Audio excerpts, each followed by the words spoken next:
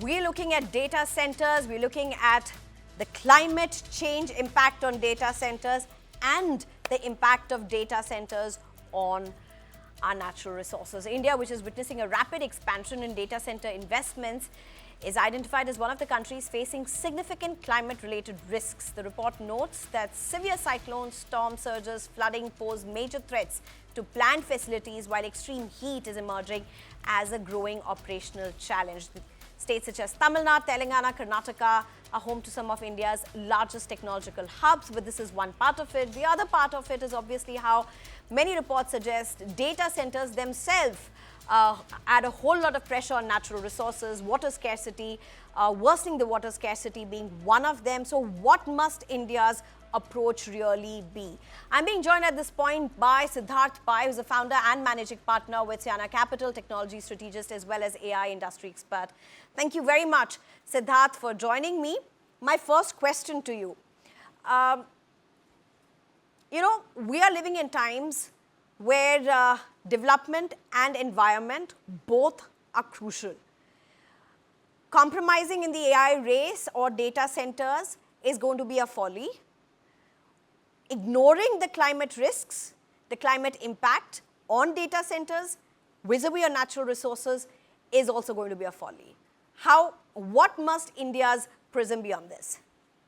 I think India should not end up actually judging the future by the constraints of the technology it has in its possession as of today. Now, if you actually look at most of the AI, the hyperscalers and the larger data centers as well, many of them, in fact, are one of the largest investors into alternative fuels as well as clean fuels as well. We've actually seen companies like Google and Microsoft look at investing into fusion tech companies in the US. They're looking at opening nuclear power plants over there. They have very wide scale solar farms as well as windmill facilities right outside where they end up actually creating their data centers.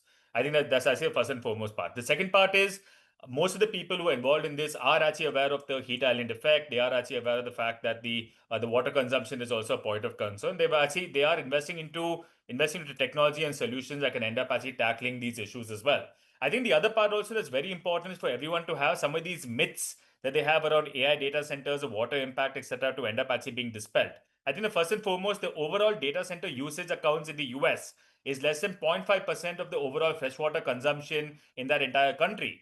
Agriculture, golf courses and lawns, you look at even your recreational pools, your municipal pipes, leakages, etc., end up actually consuming far more water than them. That's actually number one. Number two, most of the water that they end up actually using is for cooling purposes. It's a closed loop during which the water ends up actually absorbing the heat, the water ends up discharging that heat, and it ends up actually going within that. So there's no real water loss that ends up actually happening over there as well. So I think the debate actually calls for moderation on both sides. I think everyone actually needs to also understand the fact that these are not issues that people are actually ignoring. These are issues that people end up actually investing into to mitigate. And before it ends up actually reaching a strident pitch, due to which India actually loses, we are already far behind in the race. We end up actually losing whatever advantage we have as of now. We need to end up actually balancing development along with actually taking into account the environmental impact and footprint of these particular advances as well. But Siddharth, this is what I want to ask you. Often the two are seen as two compartments.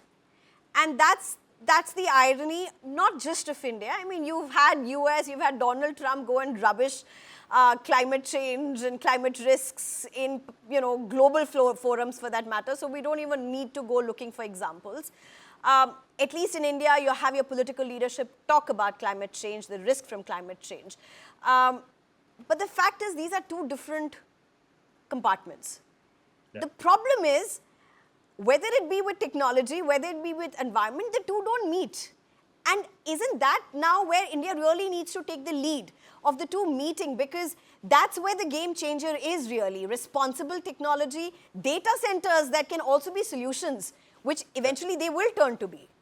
No, 100%. And I think, most of the debates are often a lot more fun and interesting when you have A versus B. But A and B are actually conjoined on the fact that one can't actually work in isolation compared to the other. And but India's done isn't that the truth? Isn't that what's happening even today? They're working in isolation. I'll tell you, so the one thing you have to look at when it comes to a person like Trump is fantastic in actually grabbing headlines. So even though he says, yes, I don't believe in climate change, all this other part, etc., the companies that are actually making the investments into data centers and the like do end up actually taking these sort of things fairly seriously. That's why one of the first points I started off by saying is that the overall alternative energy investment by them is far higher than what you see in your oil and natural gas companies end up actually making. They are fully aware of the fact that something that has as high an electricity consumption as data centers actually can't end up actually running using fossil fuels or coal. They have to end up using solar, they have to end up using wind, and the efficiency of these systems need to end up actually increasing. India as well, all the companies that have actually made data center announcements as of now are actually talking about the fact that they already have their captive power plants. They are actually investing into green energy for that matter. And we've actually conjoined green energy and green electricity with data consumption, with AI data centers. Very few countries have actually done that. So the Indian way has never been to follow what the West does or what the East does, but to end up actually following the middle path as we already have. So we should not end up borrowing their lexicon, their arguments into India, but actually Siddharth, allow India to create a Siddharth, policy can as you it goes. break this down for us? Could you give us examples of how India is, for what you are saying, walking the talk, for what India is making the two meet? Can you break this down for ordinary people who are looking at this and not very closely following this? Because you have reports, you have Reuters reporting about how water scarcity is worsening in places where data centers are being looked at.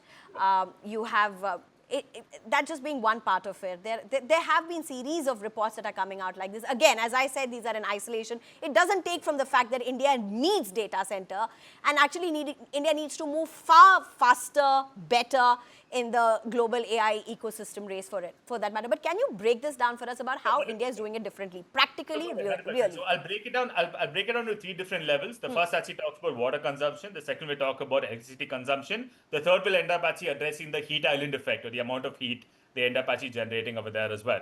The first part, when it comes to water consumption, as of now, India, most of the Indian data centers that are coming up have actually adopted closed loop systems. So the virtue of a closed loop system is the fact that recycled water, most of your water discharge, and ends up actually coming from, let's say, your sewage treatment plants or your grey water, etc., ends up going a series of filtration and treatment, ends up operating within a closed loop. So that water is never really exposed to the environment, to the broader ecosystem, and there's no water loss that ends up happening over there. There's very little water loss for that matter.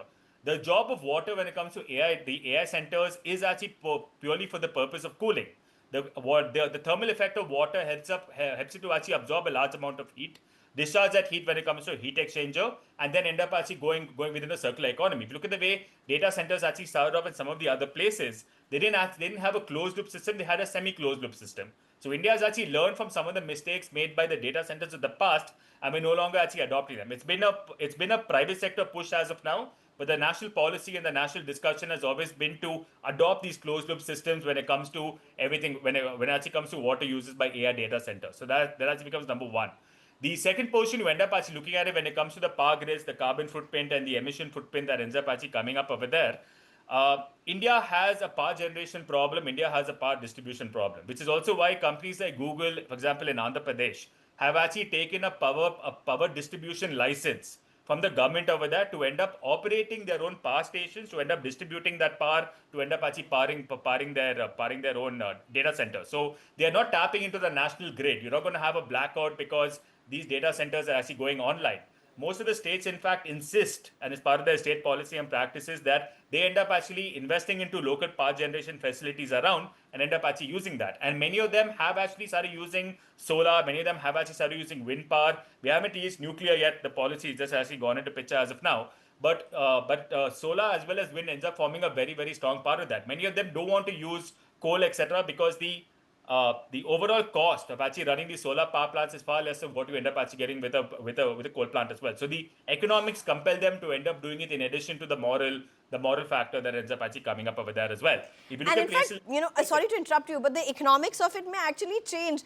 We're just hoping that the Hormuz would open, but if that doesn't really open up and if the war continues, the economics will have a totally different dimension. If you notice, the cost of these solar modules and the cost of power generation from solar has actually become cheaper than what you've seen in coal. And this didn't happen because of Hormuz. This actually happened 3 to 4 years ago in India, for that matter. So we've actually seen nations across the world end up realizing that for captive purposes, where it's a greenfield project, it's actually much easier and simpler for you to end up actually adopting solar as opposed to this. And India has amongst the highest gigawatt additional capacity of solar in the world behind China. So India and China have actually realized, as being petroleum and coal scarce nations, that we have to end up leapfrogging the energy chain. So we can't actually rely on coal and oil that actually built the Western world. We actually have to invest into solar, into electricity, etc., to end up actually powering that. So we've done solar to a large extent for that matter, and the government has also made it Right.